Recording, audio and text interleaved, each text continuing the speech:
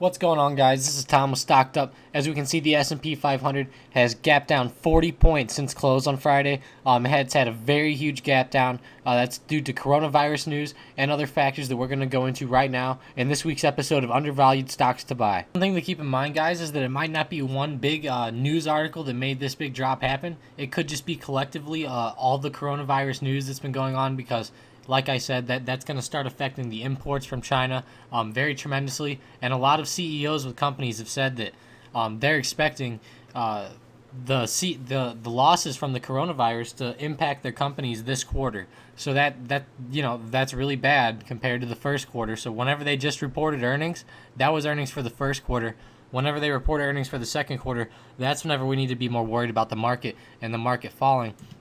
But right now, you can see that the overall sentiment is just down. Obviously, the market's down really far. And if we go ahead and look at a daily chart, you can see it's really tapered off from the top where it is up here. I went ahead and drew a nice little triangle pattern up here, trying to predict the top. And I did actually predict it, but I only played puts on Thursday, not Friday. But that doesn't matter. You can still see that it's starting to trend downwards, down towards the 100 simple moving average. And you can see this is what the S&P 500 does. It just goes up and then goes down and goes up and goes down. So just, keep that in mind. Things do not just always go up, guys. They go up and they go down. So right now it might start going on a downtrend back towards the 100, maybe back towards the 1000 SMA again with the elections and everything heating up. And that's another thing that we need to start looking at is that over this summer you're going to have a lot of political value, I think, come into stocks, and you're going to see a lot of political aspects impact stocks as far as the elections go, especially in November. Once the elections actually happen, November, December, January, those are normally times like when the market likes to crash, and you can see just like right here, kind of in the winter months, the market started to crash, and then it just heats back up once the summer months pick up again, and you can see it went ahead and crashed right here at the winter, right off the new year. It just kind of popped and then crashed again, and that's just what it does. It seems like it's been doing under the Trump administration's plans. Now I'm going to go into the technical analysis reason as to why I drew this triangle up here and why I think the S&P 500 was going to go down. And if I go ahead and go to my 180-day, 15-minute chart and we look at that, you can see that I went ahead and drew a triangle here. I pretty much just looked at the trend of the S&P 500 here. So what I'll do is I'll remove these and then I will redraw them. So we'll just remove all my old drawings. Let's see. Can I just delete it? Clear drawing set. Yes. Okay. Now I'll just go ahead and have my drawing tool selected to my trend line. What I did is I pretty much just saw the bottom of the trend right here, and I just followed this up. And what I did is I looked right here. So what you do is you'll find these little downspouts where the stock had started to go up and then go back down. So you can see it rises here, falls, and creates a little falling knife is like what we like to say. So it creates a falling knife here, and you can see it just kind of cuts downwards and then cuts right back up right here.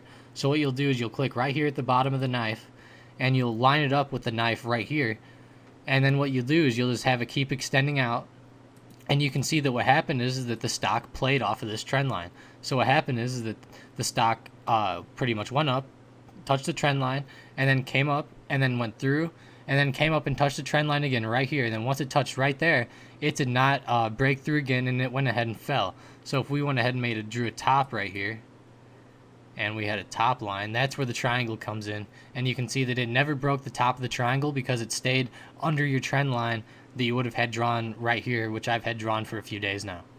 So that's just my little technical analysis on the S&P 500 and why I figured it was going to go down. But you can see as I've been talking, the futures have just jetted downwards, and they're still looking very, very red. We have the two green bars right after open. It just tanked, and then just two green bars, and now it looks like it's going to continue lower or just maybe consolidate around down here and maybe head up until the morning. And if the overall sentiment in the market is down in the morning, you'll see right around 8 to 8:30 a.m. Central Time or 9:30 p.m. Eastern Time, whenever the market opens, you'll see that the market really start to get volatile and move around just like you do on opens on normal days, kind of like right here, how the volume starts picking up right here around 9:30, 8:30 on my chart, and you can see right here how the market just starts tanking. That's because the market opened. You can see down here the blue volume. You can see this is futures, so futures are open at nighttime. And you can see the S&P 500, for example, does move at nighttime. It moved about 20